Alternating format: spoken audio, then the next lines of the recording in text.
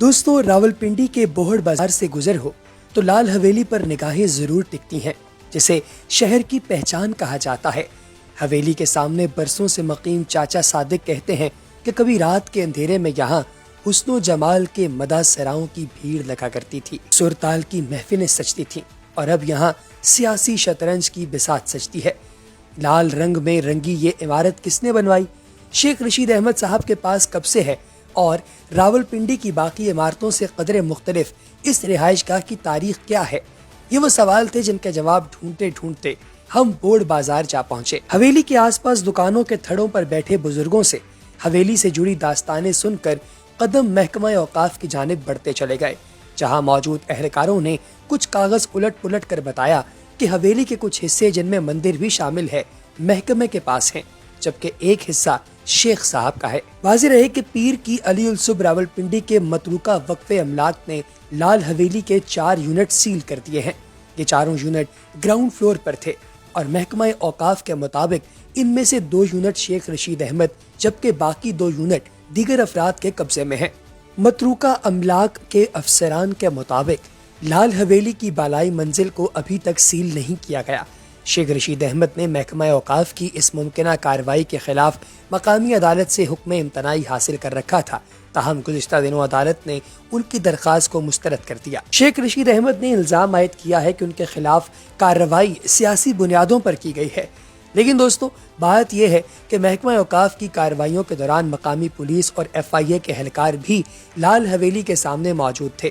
اس سے قبل deputy administrator متروکہ وقف املاک نے عوامی مسلم لیگ کے سربراہ کو 7 روز میں لال حویلی خالی کرنے کے لیے نوٹس جاری کیا تھا۔ ایک ایسا ہی نوٹس ان کو 2014 میں بھی ملا تھا۔ اب آپ کے ذہن میں یہ سوال آ رہا ہوگا کہ حویلی اندر سے کیسی ہے؟ کیسے ایک حویلی میں محبت کے لیے بنائی گئی راہداریاں سیاست کی بھول بھلائیوں کی نظر ہو گئیں؟ کیا اس سے جڑی داستان کے کرداروں کو اب بھی حویلی کے اندر جا کر محسوس کیا جا سکتا ہے؟ یہ ایک ایسی کہانی ہے جس کا تعلق اس کی ملکیت سے جڑے قانونی تنازع سے ہے۔ دوستو، شیخ رشید احمد اپنی کتاب فرزند پاکستان میں لکھتے ہیں کہ پاکستان بننے سے بہت پہلے کی بات ہے کہ جہلم کے ایک خوشحال ہندو گھرانے کے چشم و چراغ بیرسٹر دھن راج سہگل ایک شادی کی تقریب کے لیے سیالکوٹ گئے، جہاں انہوں نے بدھا بائی کو محو رقص دیکھا۔ دھن راج کو بدھا کے گھنگروؤں کی جھنکار اس قدر بھائی کہ وہ اسے دل دے بیٹھے۔ محبت کی اس کہانی نے لال حویلی کی بنیاد رکھی۔ دھن راج بدھا کو اپنے ساتھ راولپنڈی لے آئے اور بوڑ بازار میں ایک شاندار حویلی بنوائی جو سہگل حویلی کے نام سے مشہور ہوئی۔ شیخ رشید احمد اپنی کتاب میں مزید لکھتے ہیں کہ بدھا بائی مسلمان تھی، اس لیے احترام میں دھن راج نے بدھا کے لیے حویلی کے صحن میں مسجد اور اپنے لیے مندر بنوایا۔ دونوں اپنی اپنی عبادت گاہوں میں بنا کسی خوف کے عبادت کیا کرتے تھے، مگر آج اسی مندر، مسجد اور حویلی کے درمیان کئی گھر حائل ہیں۔ آس پاس کے پرانے مکان بشمول چاچا صادق، چاچا امین اور چاچا رحمت بتاتے ہیں کہ حویلی میں آنے کے بعد بدھا صوم و صلات کی پابند ہو گئی تھی۔ آہستہ آہستہ گانا سیکھنے والوں کی تعداد کم اور بدھا سے اسلامی درس لینے والے بڑھتے گئے۔ فرزند پاکستان کے کچھ افرااد بتاتے ہیں کہ بٹوارہ ہوا تو دھن راج نے حویلی بدھا بائی کو سونپی اور خود خاندان کے ہمراہ انڈیا چلے گئے۔ بدھا یہاں اکیلی رہ گئی۔ ادھر عدالت نے اس حویلی کو متروکہ ملکیت قرار دیا، جس کے بعد حویلی کے 20ویں حصے میں سے صرف وہی حصہ بدھا بائی کو مل سکا جو آج لال حویلی کہلاتا ہے۔ عدالت میں بدھا بائی سے جج نے کہا کہ وہ بیان دے دیں کہ وہ ہندو ہو چکی ہیں یا دھن راج مسلمان ہو چکے تھے۔ اس دوران 2 بار عدالت کی سماعت ملتوی ہوئی کہ بدھا کو یہ بیان دینے پر قائل کیا جائے اور پوری حویلی صرف انہی کے حصے میں آئے، مگر اس نے عدالت میں کہا کہ we have shared everything except religion، یعنی مذہب کے سوا ہم نے سب کچھ بانٹا۔ یوں حویلی کا بڑا حصہ ان سے چھن گیا۔ بوڑ بازار کی چھوٹی بڑی دکانیں اور گلیاں بھی کسی زمانے میں عمارت کے صحن کا حصہ تھیں۔ چاچا رحمت بتاتے ہیں کہ محبت اور حویلی کی تقسیم ہوئی، لیکن کرچی کرچی بدھا بائی ہو گئی۔ محبت دور اور نشانی تقسیم ہو گئی۔ دوستو، کہا جاتا ہے کہ بدھا کا وجود بھی محبت کی طرح بکھر گیا۔ شیخ رشید بتاتے ہیں کہ اس حویلی میں چوری کی غرض سے آئے چوروں نے ان کے جوان سالہ بھائی کو بھی قتل کیا۔ طرح طرح کے لوگ انہیں اکیلا پا کر حویلی میں جھانکتے۔ لوگ سمجھتے تھے کہ وہ بہت امیر خاتون ہے جن کے پاس سونے چاندی کے زیورات ہیں، مگر دامن میں ادھوری محبت اور اس کی منقسم نشانی کے سوا کچھ نہیں تھا۔ ایک رات بدھا بائی سیگل حویلی چھوڑ گئیں اور کبھی نہ لوٹیں۔ وہ کہاں گئیں، کیوں گئیں، کوئی نہیں جانتا، مگر دوبارہ سیگل حویلی میں انہیں کسی نے نہیں دیکھا۔ پھر سالوں بعد یہ حویلی ویران پڑی رہی، کیونکہ خوف کے مارے اس کا کوئی خریدار سامنے نہیں آتا تھا۔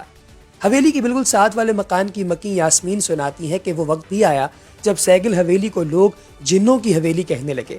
کسی کو یہاں بجتی ہوئی پائل سنائی دیتی تو کسی کو بدھا کے کہے۔ شیخ رشید صاحب نے اس حوالے سے یہ بتایا کہ میں نے یہ حویلی کیسے خریدی۔ کہتے ہیں کہ کافی عرصہ گمنامی میں رہنے والی سیگل حویلی کو کشمیر سے آئے ایک خاندان نے 2,18,000 میں خریدا۔ پھر خریدنے والے نے شیخ رشید کو 5.5 لاکھ میں حویلی بیچ دی۔ یوں سیگل حویلی کوڑیوں کے بھاؤ خرید لی گئی۔ حویلی کو شیخ رشید نے سیاسی سرگرمیوں کا مرکز بنا دیا۔ کئی ممتاز سیاستدانوں کو دعوت سخن دینے والی بالکنی بھی توجہ کا مرکز رہی۔ اس بالکنی میں نوابزادہ نصر اللہ، نواز شریف اور الطاف حسین جیسے سیاستدانوں نے عوامی اجتماعات سے خطاب کیا۔ شیخ رشید نے حویلی کی تمزین و آرائش میں لال رنگ کی کشمیری لکڑی کا استعمال کیا۔ نئے رنگ و روپ میں ڈھلنے کے بعد اسے نام بھی نیا دیا گیا، لال حویلی۔ یہ نام بھی شیخ رشید احمد کا ہی دیا گیا ہے، اور حویلی پر چسپاں اس نام کی تختی بھی سن 80 کی دہائی میں لگائی گئی تھی، اور یوں بدھا بائی کی سیگل حویلی شیخ رشید کی لال حویلی بن گئی۔ شیخ صاحب یہ بتاتے ہوئے جذباتی دکھائی دیے کہ بدھا بائی کا ڈانس آج بھی موجود ہے، جبکہ 2 کمرے جن میں وہ رہا کرتی تھیں ان پر پرانے قفل پڑے ہیں۔ شیخ رشید صاحب نے بدھا کا بیڈ، جس پر عدالت میں دیا جانے والا بیان کنندہ ہے، اپنے کمرے میں سجا رکھا ہے۔ شیخ رشید نے اپنی کتاب فرزند پاکستان میں لکھا کہ ایک بار کشمیر سے ایک افسر حویلی دیکھنے آیا اور رو پڑا، بولا یہ میری ماں بدھا کی حویلی ہے۔ شیخ صاحب کہتے ہیں کہ ہم نے اسے روکنا چاہا، بدھا کے بارے میں جاننا چاہا، مگر وہ کچھ کہے بنا ہی چلا گیا۔ بدھا کے لیے بنوائی گئی مسجد اب بازار کے رہائشیوں کے استعمال میں ہے، جبکہ مندر کی حالت مخدوش تر ہے، جس کا نہ کوئی والی ہے نہ کوئی وارث۔ شیخ صاحب کی لال حویلی کو اب جزوی طور پر سیل کر دیا گیا ہے، لیکن وہ اپنی نجی اور سیاسی محفلوں میں ایک جملہ اکثر کہا کرتے تھے کہ اگر مجھے چوائس ملے کہ زندگی یا لال حویلی، تو میں لال حویلی کو چن لوں گا۔